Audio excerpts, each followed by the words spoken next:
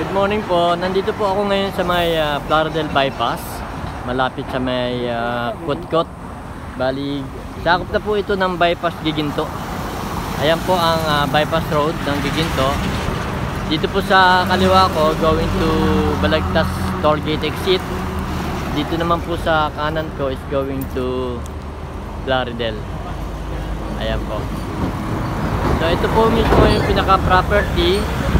Tabing-tabing kalsada po siya along main road. 17 hectares. Ayan po. Mula po dun sa may tulos, yung marking po na yon, diretso po dun sa may dulo sa may kabahayan. Tapos hanggang dito po sa may walang tanim na palay. Ayan po.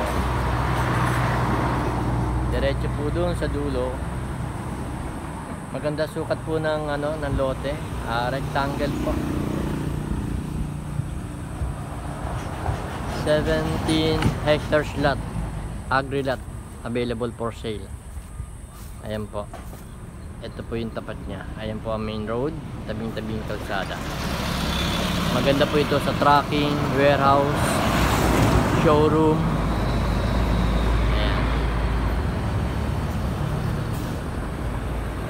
Ang asking price po nito ni sellers nasa 10,000 per square meter. Slightly negotiable daw po. So, si buyer na lang ang makipag-negotiate kay seller. Ayan po.